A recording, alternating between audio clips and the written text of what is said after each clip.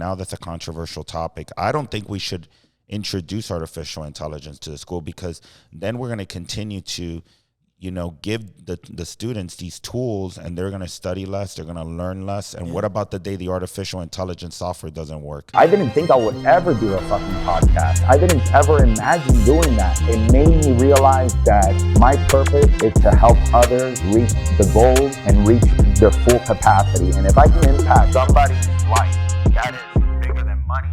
That is bigger than anything else. Welcome to Lifestream. I'm your host, Dr. Alex Plains, and my co-host, Jeremy Applegate, where we teach you how to stream your life. Welcome, Jeremy. How you doing today, my man? What is going on, boss man? How you doing? I'm doing great, dude. Since we last spoke, it's been a little while. It's been a little while. I know. The Denver Nuggets won the finals. Yep. The Heat need a big man in the center. Move Yep. Bam to power forward, and we'll see what happens next year. Yeah, I mean, the NBA free agency is getting ready to start, so maybe some action will. Some exciting things might happen. Who was I speaking to the other day that said Brook Lopez? Brook Lopez is going to become a free agent. Yes. That wouldn't be a bad acquisition for the Heat. They need somebody because Bam is not he's not built for that position. Yeah, I think he'll do better if we move him to the power forward I position. agree. But yeah, let's see what we're going to have to talk about today. There's a lot of exciting news going on in the AI space. Yeah. How excited were you when you found out that AI is coming into the dental space? Well, it's very interesting because we've been going at dental for a while now, right, both of us? And at the top, it's just not the first thing that comes to mind. Like AI really getting involved in dental industry. I love it. I do I too love now. it. Me and Dr. Chup since 2017 have been trying to figure out a way to streamline the patient experience and make it more adaptable, where it's less reliant on human capital and more reliant on systems and consistent systems and protocols and procedures. And with this new software, and we're not going to say the name, the one we use, because we don't have any preferred interest with them, but there's a lot of good dental softwares for artificial intelligence. I mean, you have some amazing statistics there, Jeremy, of the impact of artificial intelligence in the dental space. Yeah, it says here between 2020 and 2027, the industry is projected to grow 33.2% annually. 32.3? 33.2% annually. Wow. The And how much AI does that trigger into money? I know, it's crazy. I mean, in 2019, the AI in healthcare, this isn't really broken down by dental, but in healthcare, it was $1.9 billion industry. By 2024, they're estimating it to be $10 billion. Whew. That's like 10x, right? 10x. Amazing. Almost 10x. And I mean, we have a software now that we've been using, and it's been working very well. With artificial intelligence, we're going to be able to have basically a second or third set of eyes to overview the x-rays and help you treatment plan and come up with your comprehensive treatment plan, which shows you bone loss, gum health, periodontal disease, obviously, dental caries, what tooth needs a crown. I mean, it's almost pretty much dummy proof. Yes.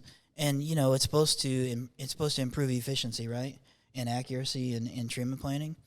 I mean, I just think it's interesting because we talk a lot about the patient experience, and I just wonder how AI is going to influence the patient experience. Well, the way I see it is, if we continue in this way, I mean, they're going to be able to do our insurance verifications for us. Yep. It's all going to be cross-collateralized.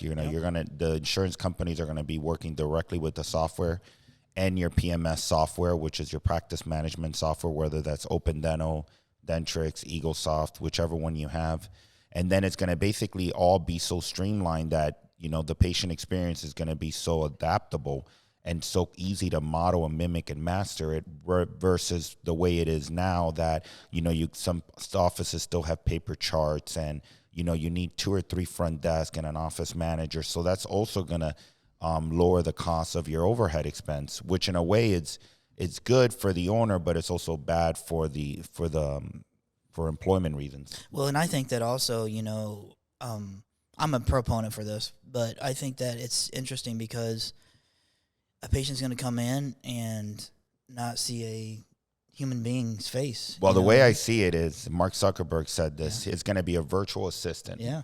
So I don't know if it's going to be like a 3-dimensional Sally that's going to appear in the waiting area. But the way it's going to be is that this virtual assistant is going to know everything about you.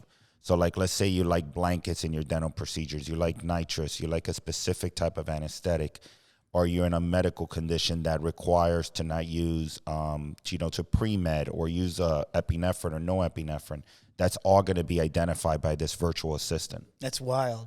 And that's part of it. And I think that could be a win on that situation because, as humans, we get busy and we get caught up in stuff. It's also going to, that's a great point. It's also going to limit human error. Yep. It's going to limit human error. So, I mean, it's an exciting time to be in the dental space. The dentistry has evolved more in the last 5 years than it did in the last 50 years. And just with artificial intelligence alone, I mean, that's a huge upgrade. The thing that frustrates me about dental versus entire healthcare industry as a whole is that we're always behind.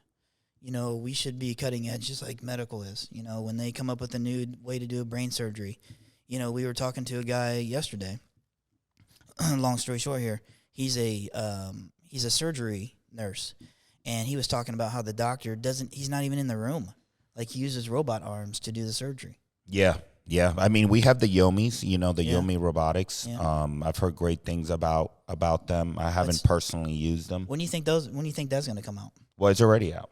Like it's not in piloted stage anymore? No. They offer to come to our office to give us a training and everything on it, and even offer us to borrow one for a month. Wow. To try it out. So it's. I believe that it's just going to get upgraded from here. Obviously, they're still fixing it, and they're going to get better and better, just like everything. I'm sure the brain surgery,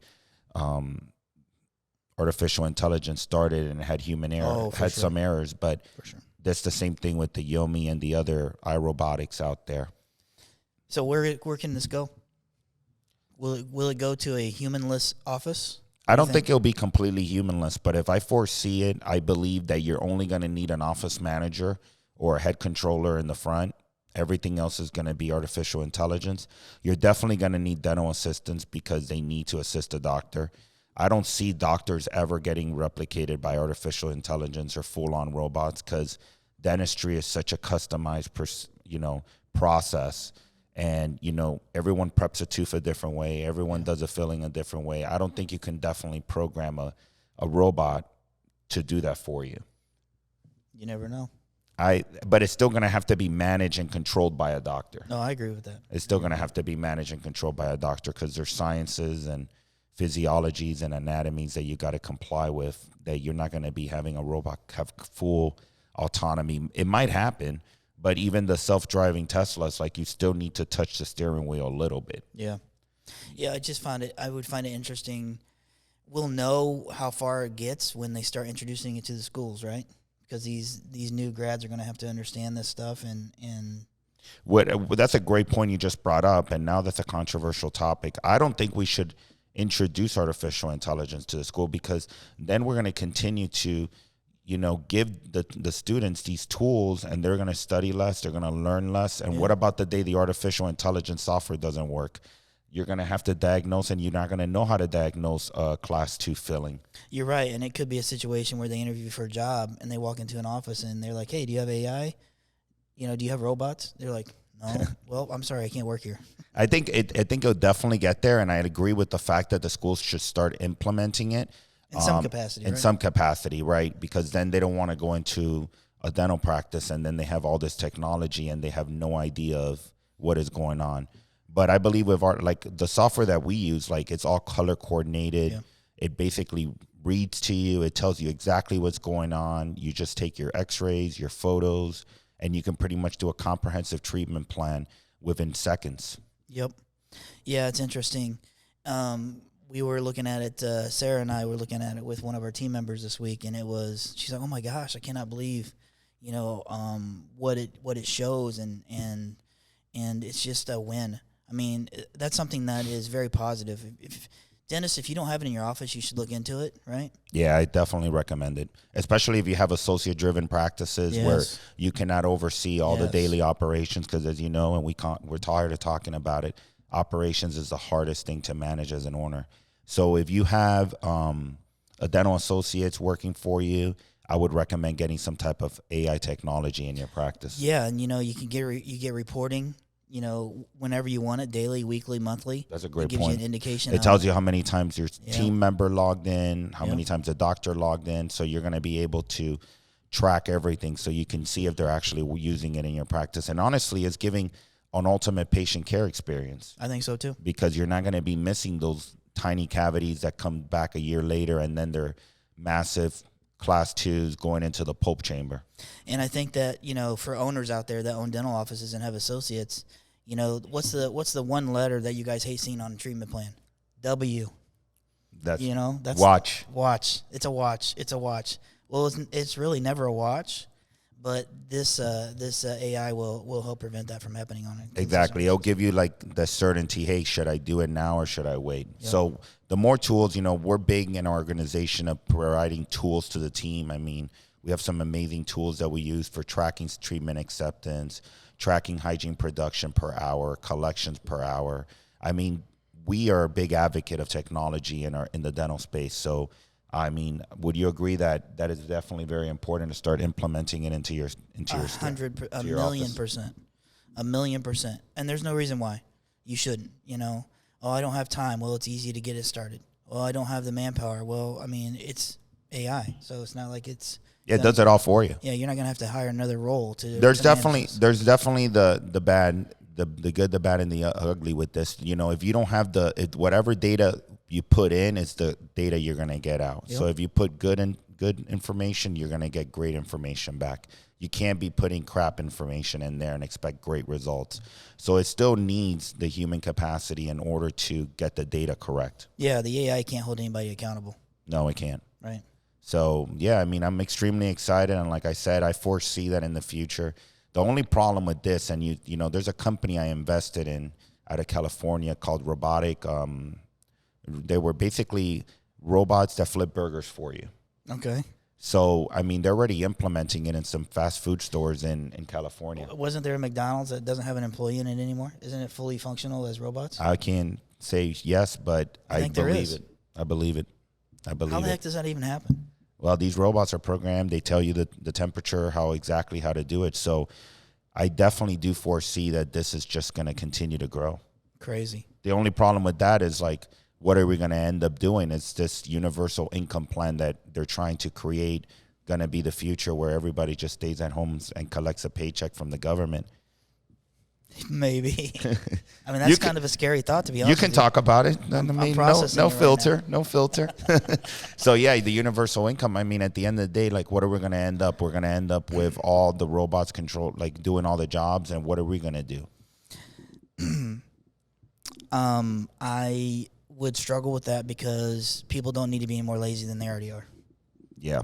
I mean, there's a lot of people that say, like Bill Gates and Elon Musk and big, very intelligent people say that that's never going to replace human capital needs. But look at McDonald's. They raised in California, they raised the minimum wage, and look how many people got unemployed. Yep. It's insane. It offsets everything. Like, create a situation where people are driven. Yeah. Instead of giving everything to everybody. This might bring controversy, but, like you said this, and I'm sorry if it wasn't you. By the way, it's Jeremy Applegate. You can find them on Instagram.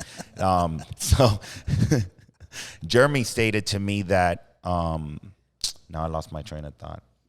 No, you did. That McDonald's is supposed to be a job that is supposed to be transitional.